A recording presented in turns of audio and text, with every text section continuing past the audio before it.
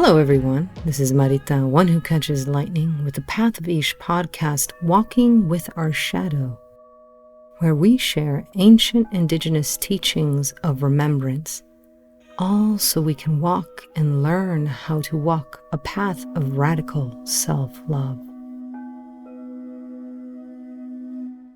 So it is with gratitude and grace and thanksgiving that we welcome to the circle today an amazing astrologer.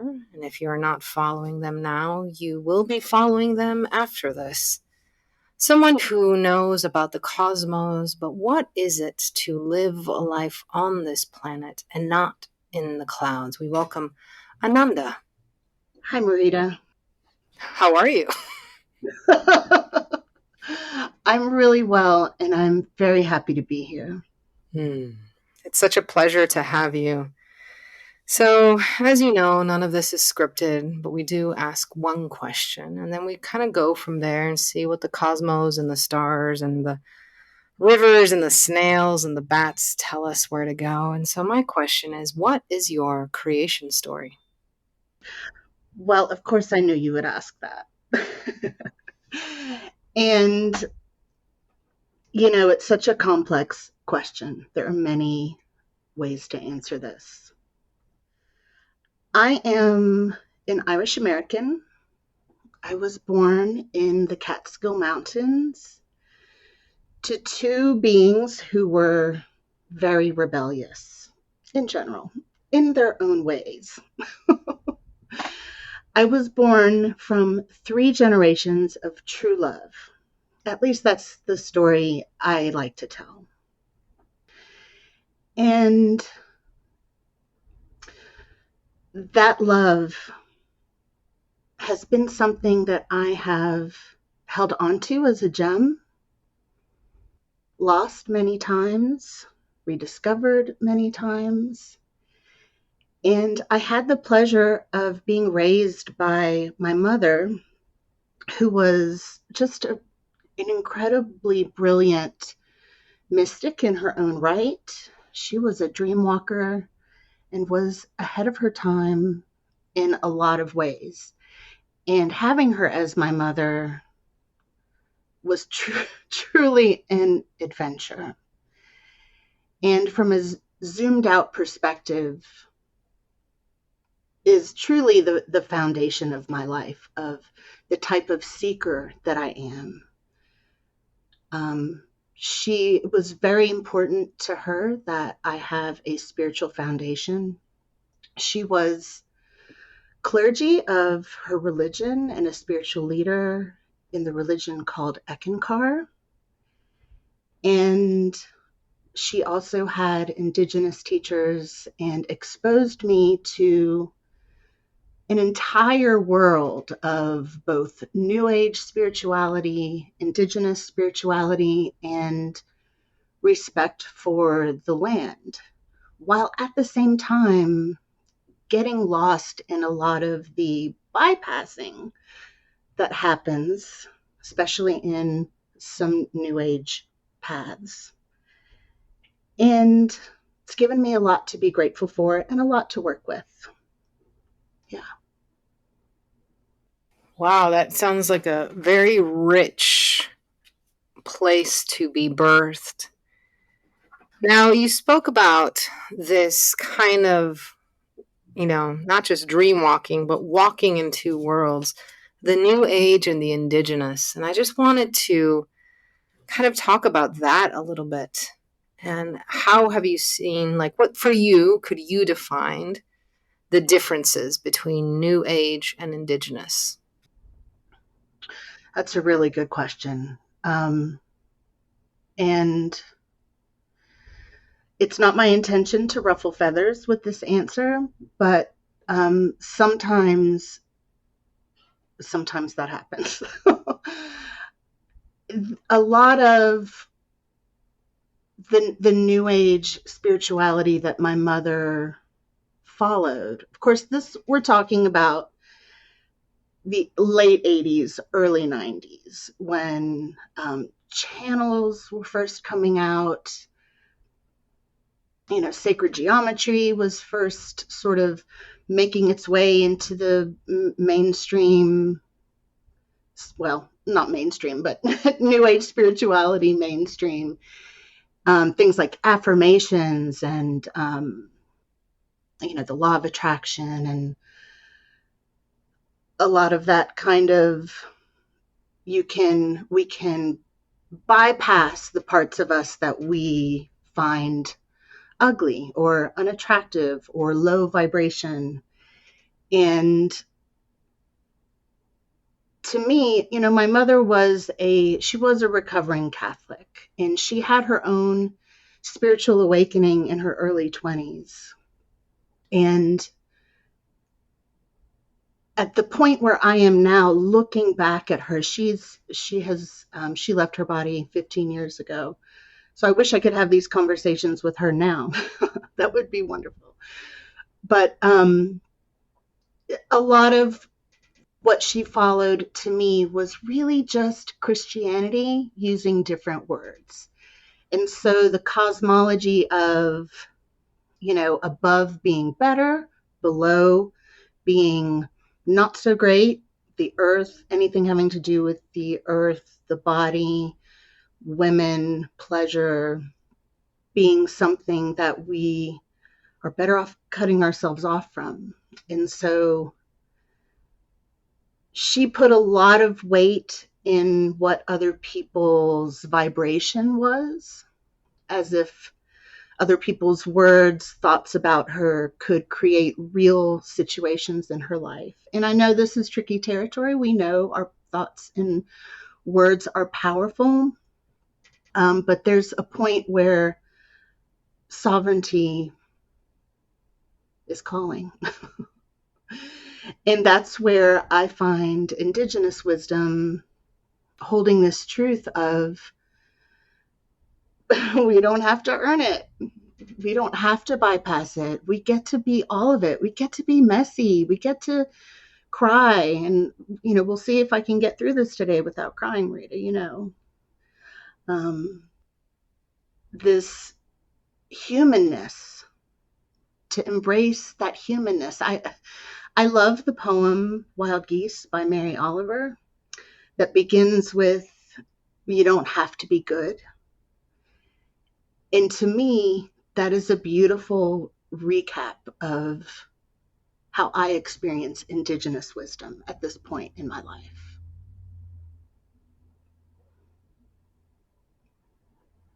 So, as we speak about poetry, let's speak about the poetry of land, of how it has been a journey for you to land in your body.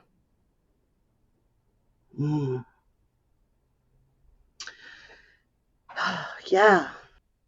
So for me, landing in my body encompasses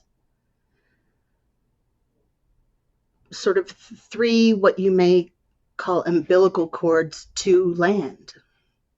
And I think of the nourishment that I get from the land where I live.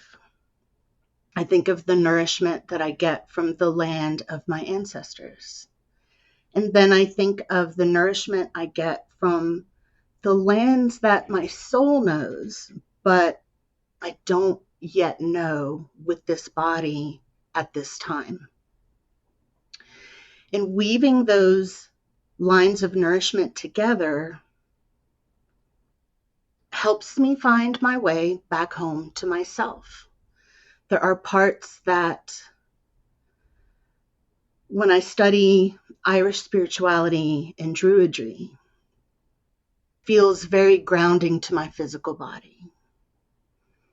When I tap into the land where I live, the Southern Appalachian Mountains, which is the land of the Cherokee, I find a lot of similarities in their myths, their stories, their folklore to the lands of my ancestors. And I find that to be very comforting. And then the soul lines to lands that I don't yet know. These help me remember that I am more than this body, that my soul knows things that my body doesn't. So, as we follow these soul lines, tell us about what it's like to be someone who charts the stars, yet is living in this recreation of truly your body is a sacred temple. Mm, hmm Yeah. One of the reasons I love astrology so much, I've been studying astrology for over 30 years. And for me, it isn't about predicting the future, although that does happen sometimes. It isn't about, finding your soulmate or finding your quote unquote true path. It is more about finding the hidden wisdom behind all of the things we are trying to hide and are resisting welcoming to the table. There's something about knowing that you're in a cycle and that cycle has a purpose and that the planets are trying to teach us something. For instance, I work with a lot of people who are having difficult transits. And what I mean by that is when, say, a planet in the sky is creating a type of geometry to their birth chart that they can really feel in an uncomfortable way. Sometimes there's an experience of their world kind of closing in on them, or a feeling of, I call it like a wall of despair. And to know that, first of all, one of the beautiful things about being an astrologer is that I get to see over and over and over again that we are all right in the right place all the time, always, even in those moments of despair, facing a wall of sadness or grief or anger. And then there's the hidden wisdom, which I can find in the charts. So, say, for instance, I'm working with one of those people having one of those wall of despair transits, and the planet, quote unquote, responsible is, say, Pluto, the Lord of Death, the god of the underworld, the one who is probably feared astrologically more than any of the others. The relationship that you can develop with these beings that are the planets, that are the stars, help us see that Pluto's true purpose is not to make us miserable, not to make us suffer. It's actually to bring us home within ourselves so that we can find what truly matters. And in his case, he's all about us remembering how much we are connected to one another, how much our shared power, our shared resources, our shared experiences, how that is really what life is about. And so he asks to transform.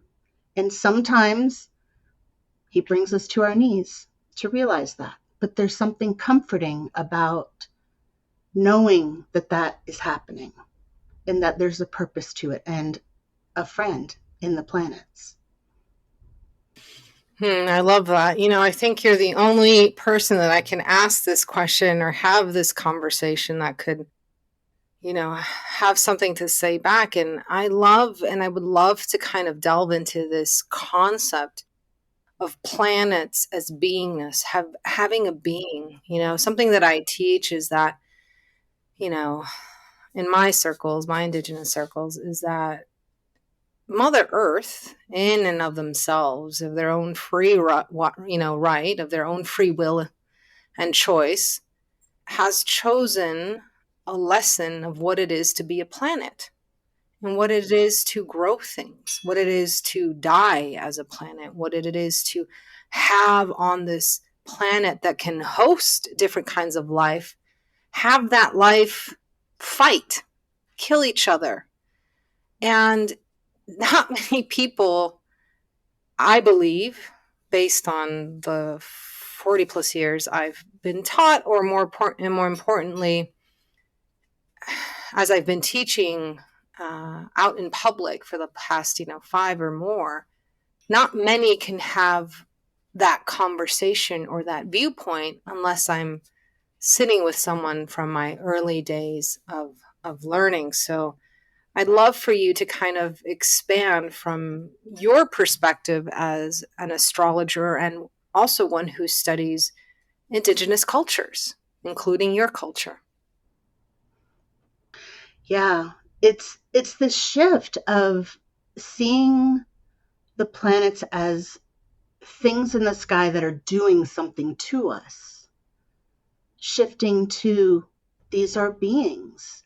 They're different forms of life. One of the things that my mother taught me very early was that the fact that our scientists are looking in space for carbon-based life is kind of laughable because we're so arrogant thinking that that's the only type of life there is, and not taking into account, not knowing what we don't know. And to see the planets and the stars as beings that we can have relationships with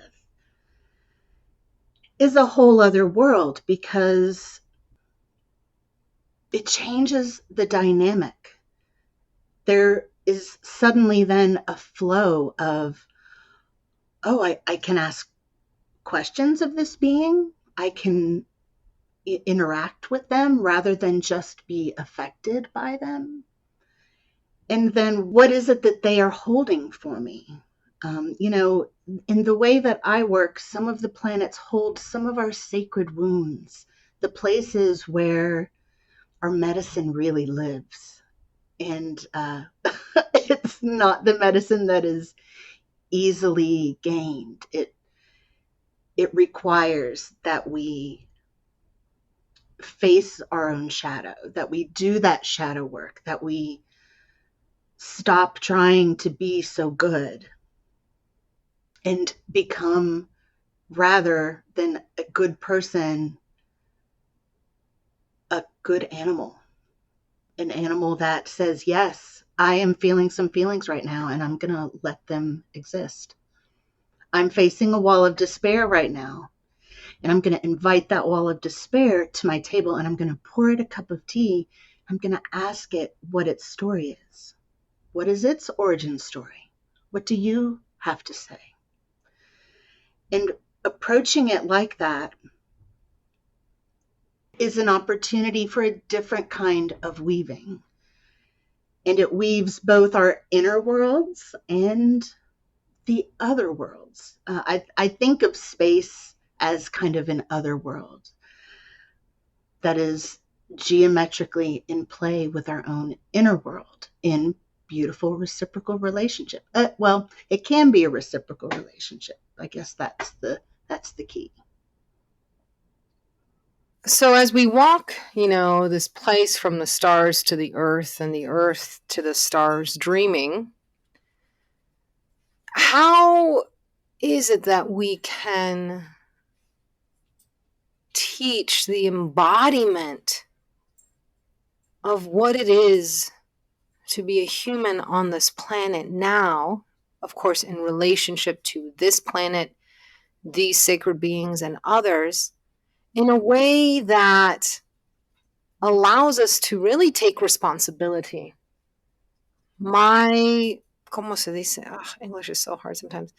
My view, or what I've seen, is just specifically in Western culture that it's almost has been programmed for a very long time to not be present and to not take responsibility. Yeah. Yeah. I think that fear of, well, I think it's fear-based, because if we take responsibility, then we're saying that we're bad or that we've messed up. And so what? So what if you messed up? I mean, it's this construct, the world that we live in, this Western construct that requires so much perfection and so much self sacrifice. And really, that kind of bringing it back to what I learned from my mother and what I learned from you, Marita, is that in Indigenous circles, whenever there's something I'm not getting, it's always because I'm leaving myself out of the equation. And that is kind of one of these tricky things that our culture, our Western culture, tells us is good, to either leave ourselves out of it as if we don't matter, or to make ourselves the center of it, where everything is about me. Everything that happens to me is because of my vibration, or everything that every way that people treat me that I don't like is my fault. It's this imbalance of understanding our place, and that we are just one being that is on this planet with every other being, plant, tree, insect, mushroom, and then add to it planets, stars. We cannot seem to understand our place. We're either nothing or everything. And this black and white thinking of Western culture leaves out all the deliciousness in the middle, all the nuance, all the ways that human beings are complex, complicated, utterly, and supremely flawed. And there's beauty in that. I love flaws. I think it's wonderful to embrace all the ways that we are weird and imperfect, and to normalize that. I feel like that's the medicine. This, let's just, drop perfectionism in the trash. You know, along these lines, we're talking about this, very colonized way, right? Which is the creation of the other, right? That other, that savage, right? And we have to be these good, I'm not we, but other people have to be these good, people. I'm just considered a savage, so I can't put myself in the and that hierarchy. I know where I stand. But I want to talk about that. I have it literally. I take notes while we write. Is I wanted to connect to that word because we're talking about relationship, and we're talking about the pendulum swing of no responsibility to all responsibility and everything between. And I feel like, you and I, we've had discussions offline, and we've talked about how we come from quote unquote savages, right? From, different parts. And so, in the mythology that you've studied of your people, right? Your savages, the savages that were conquered by, the Romans, the savages that continue to be colonized in a way by the English. I want to talk about how can we, or what is the potential when we reconnect to that savage, when we reconnect to this thing that, Western colonization keeps trying to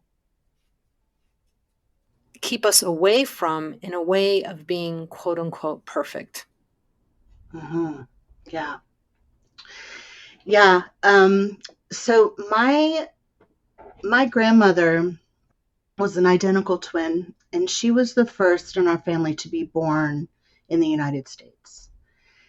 And she actually spoke with an Irish accent, like this blend of Irish New Jersey, that I didn't realize was Irish until I started listening to a lot of Irish people talk. And I noticed, oh my gosh, that's how my grandma talks.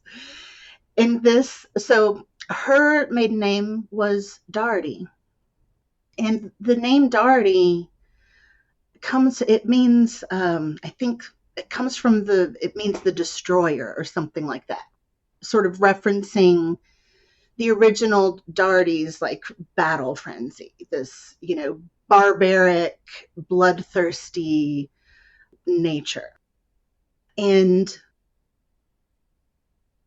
there's something, when I first started I've been studying my family history for nearly 20 years, and when I first came upon this, it really took me aback. And I had this moment of, anger, and they took slaves, and it was the Irish kings. They took slaves. They were slavers and human traffickers, and I had this really powerful moment of, oh my God, this is horrific. And as I sat with that, okay, I realized that the way that we view, we hear the word barbaric or barbarian, and when we apply it to our ancestors or the past, we're kind of doing that thing where we don't know what we don't know. We don't know the context. Battles at that time were held with honor and were not fought like they're fought today. They were face to face. It took courage and chutzpah.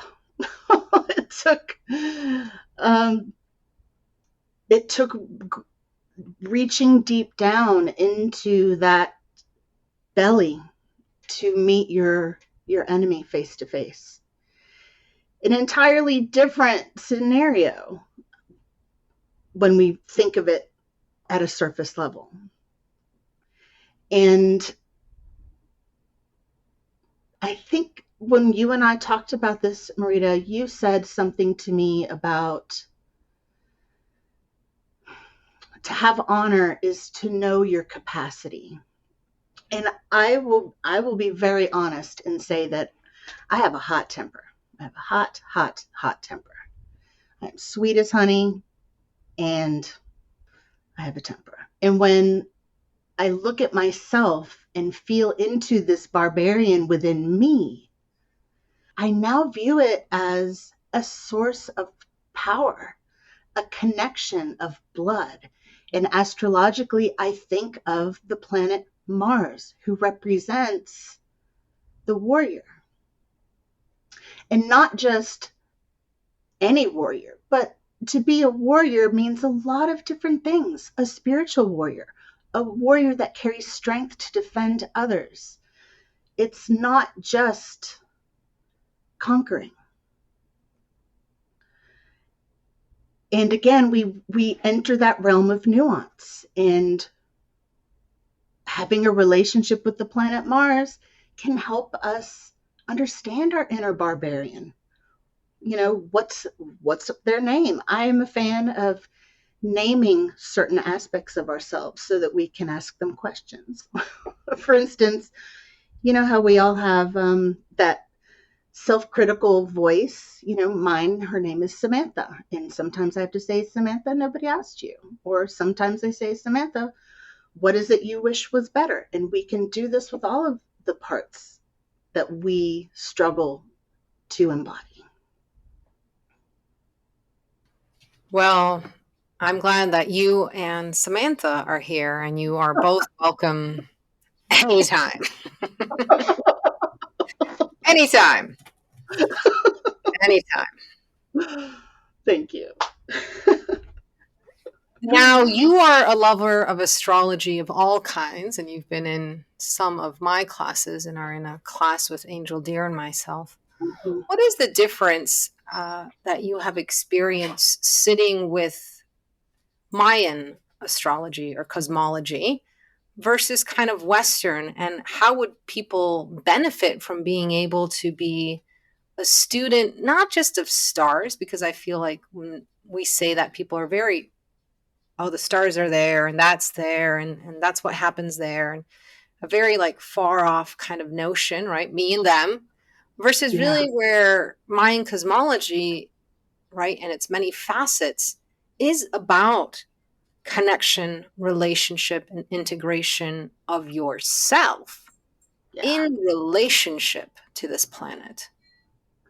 Yeah. I really have enjoyed learning Mayan astrology with you, and I am deeply aware of what I don't know. While at the same time, hmm, I find Mayan astrology to be very descriptive of my inner worlds to a degree that Western astrology isn't really. Western astrology, at least the way that I work in, works with grand spectrums of possibility, and it really takes an intuitive eye to sort of connect lines between a person and where on that spectrum their story lies. Where with Mayan cosmology and Mayan astrology, it kind of goes right to the core for me. And it's just personally a level of awakening and remembering that has been just really delicious, really, really, truly blossoming parts of me that I didn't know hadn't blossomed yet. And especially the connection with cacao and Quetzalcoatl, who I have a very, I almost cannot talk about that being without weeping because of the purity of the love that I feel. I'm totally getting emotional now. Ugh. Yeah. That's a journey that I'm really grateful for and am enjoying quite a lot. There are many ways that we can know ourselves, and the journey that Mayan cosmology and Mayan astrology is taking me on is I feel like I'm very much at the beginning,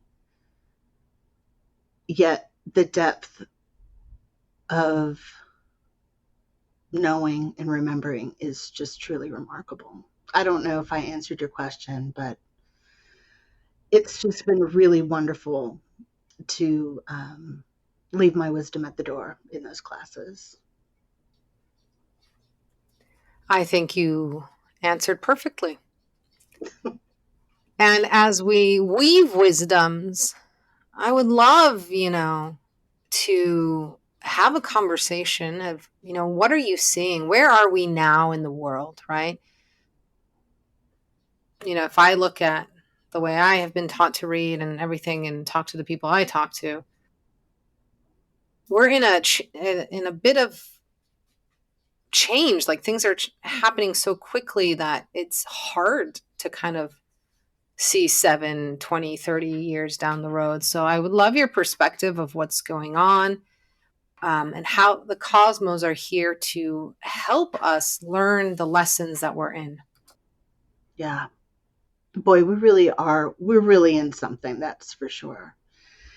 And it seems to be, it's kind of like a squeeze, like we're in the bottleneck, and this uncomfortable squeeze that we're all feeling collectively is, on one hand,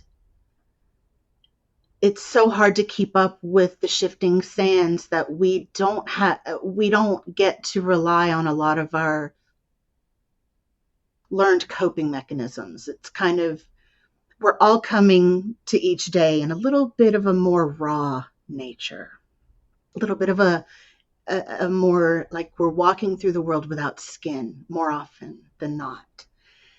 And so we're seeing not only our neighbors beneath the skin, but also ourselves in the mirror. And what we choose to do with that information, with what we see, is going to tell our story. So if you think back to like the pandemic years, those years collectively were a time that we really were meant to ask a lot of questions and be really curious. But yet our kind of the automatic pull that most I won't say most folks, that was available to tap into was a sort of false, I already know, I don't have to intake any more information. I already know. And so, depending on how we did with that, did we ask really good questions, or were we not able to leave our wisdom at the door? We then shifted into where we are now, which is just about to come to an end, a cycle where a lot of that underbelly is being revealed, a lot of the sort of curtain being pulled back for us to see.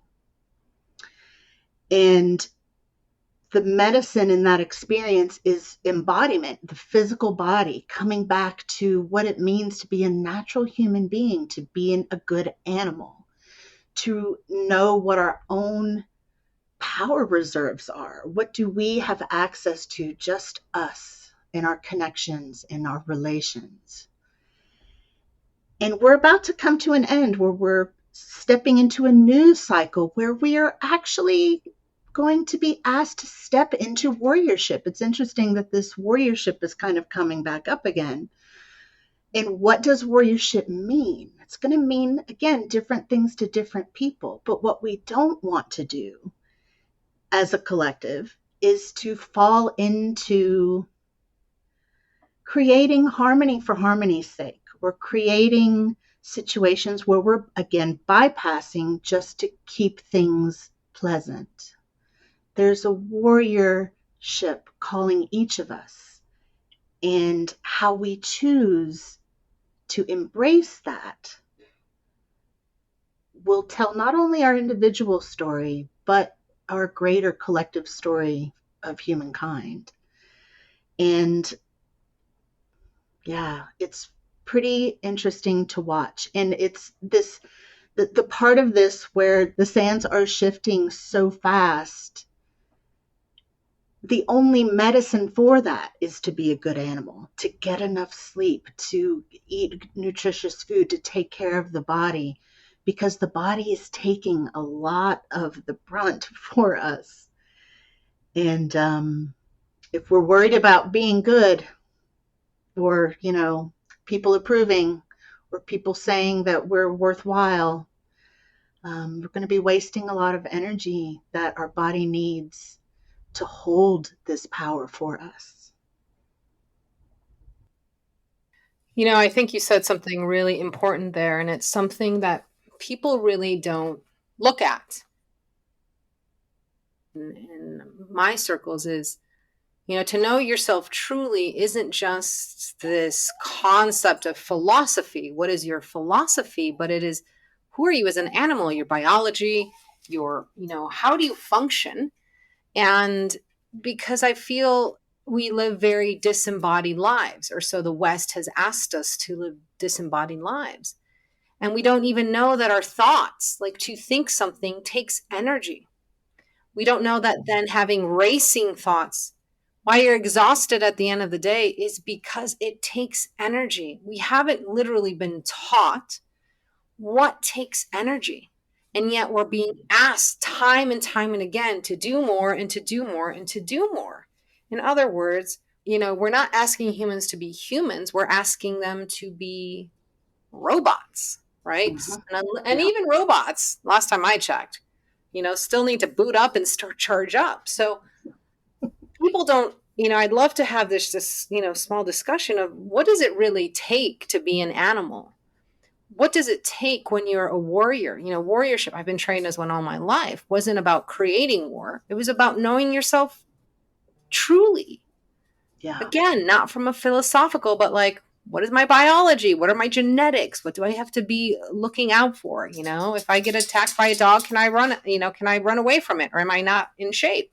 Stuff like that. Will I have an allergic reaction if I eat this? Well, then I can't, be a warrior because I'll be down. And yet we continue to not take responsibility for the amount of energy that it takes to be a human, to be an animal, and what society is asking us to be an android. Yeah. It's exhausting. It's absolutely exhausting.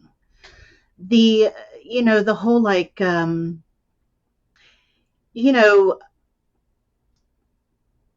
romanticizing the grind, or romanticizing not getting enough sleep and working for money. It's the energy expenditure. We're not going to have that anymore as these sands continue to shift. And that's part of the process, in at least in my eyes, is this conservation of our personal power and energy. And that's when the ability to drop things, to say no, to prioritize. And it's very telling what, at first glance, what do we prioritize? Is it the laundry? Is it making sure that the house is spotless? Is it, making sure I've brushed my teeth and flossed and had a salad today? It's this impossible standard. And it's a freaking miracle that all of us have managed this for so long, that we have held up this exhausting life construct. I mean, that alone shows how strong we are. That we have been able to do that because we didn't know any better. But as we know better, we can do better, and we can prioritize our own animal, so that when it comes time to be a warrior, to truly face our own capacity for compassion, for anger, for action, for self responsibility, for care for others, for care for the earth. All of that takes energy. And those are the things that are going to call us to put our energy toward, rather than all this noise, rather than spinning thoughts at night, worrying about, oh, did I say the wrong thing? Did I, what do they think about what I said? Or, future catastrophizing and past replays and all of that, to escape this moment where we have just not been able to find a solid place to put our feet so we could breathe, come back to ourselves, and see, what am I really feeling now? What do I really need right now? What does Samantha need? What does my inner warrior need? What does my inner lover need? These are the questions that I'm hoping will be coming up in the collective's mind more and more.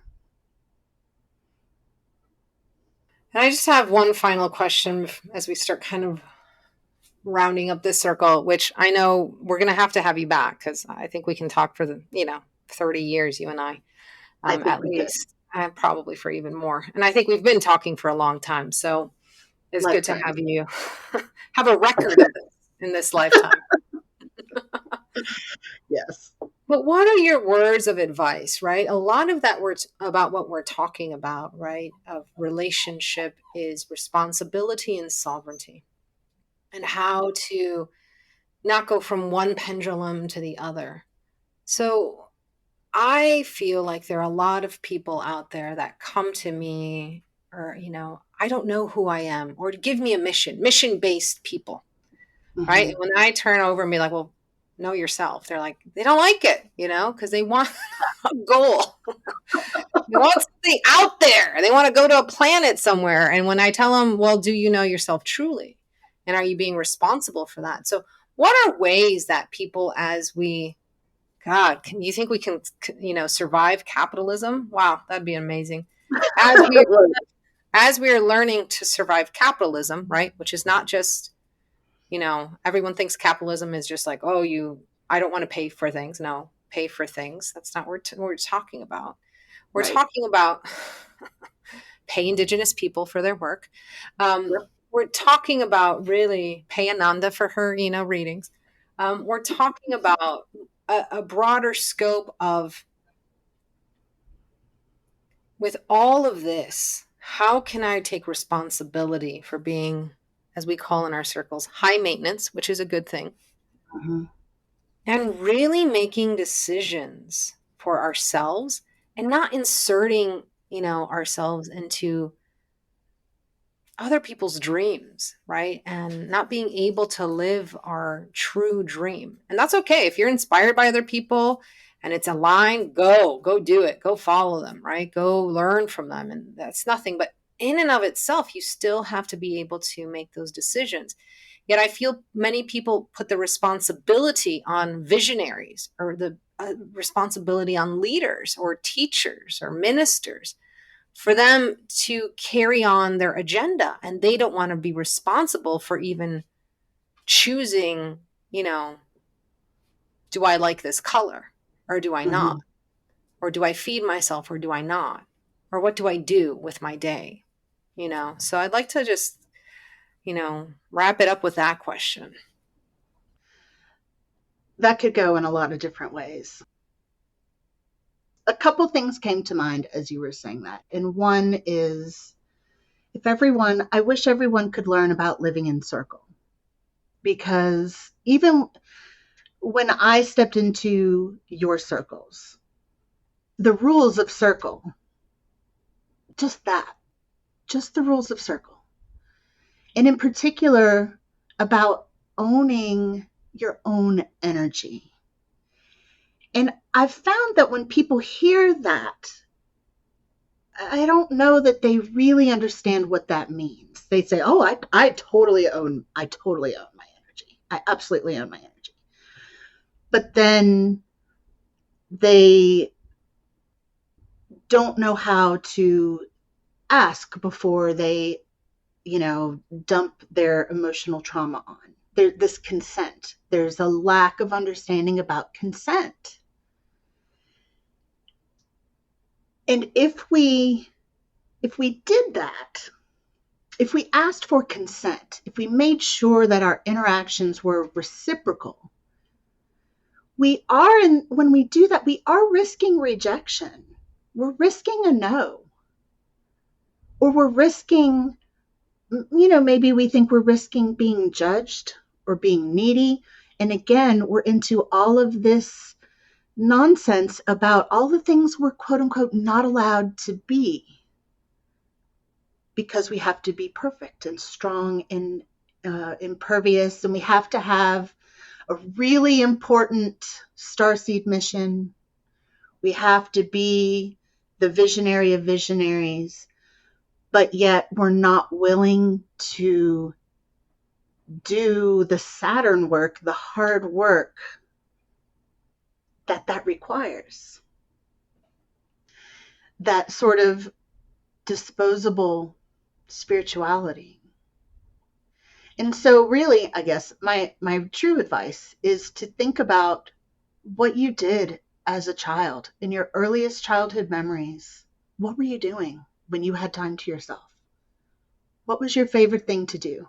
And do more of that. There's a sliver of memory of who we were before the world told us not to be that. That is one place to begin. I love that, because it kind of, as we come full circle, comes back to that conversation of dreamwalker. I'm taking a Hawaiian course on dreaming. I've studied dreaming for a long time, and one of the beautiful things that they share is, your egg. You have to get back to your egg of creation, that first thing that made you happy as you create your life above, below, and on this plane. And that is to understand that we are all dreamwalkers. We get to be the vision of our life. We get to live that dream if we're willing to take responsibility and make sacrifices in a very different way. Not the sacrifice of Catholicism and religion, right? Or things like that, or society, but a sacrifice to be honest and to Mhm. not take things personally. Mhm. So, my friend, tell us a little bit about any upcoming circles, or also you have an amazing YouTube channel. Where can people find you? How can they work with you? Yes, I do have a lovely YouTube channel. You can also visit my website, galacticmystic.com. I am on social media, but that is one of the things that is sort of, I am not putting as much time and energy into as things are requiring more, yeah, kind of like that net. That's one of the things that's falling away a little bit. But I have a beautiful private community of seekers. And, I like private messages, emails, just reach out. Okay, reach out and let the galaxies come to you as you learn how to dream walk your life with Ananda. Well, gratitude, Ananda, to you, to your people, your savages, all your parts. And Melissa, it was Melissa, right?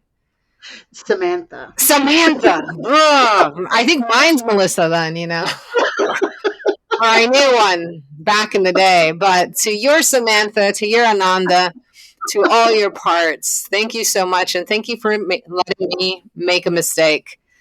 I hope everyone joins us for next week. And please check out Ananda. Please, this is an amazing dreamwalker. Shade. Once again, it is with deepest gratitude that I bow to you for joining me on this podcast, this episode, this circle, this plática, this meditation, this remembering. I hope that you have stayed curious. I hope to see you in the circle again next week. So make sure that you like or follow. Until then, may you be blessed with abundance of peace and radical self-love.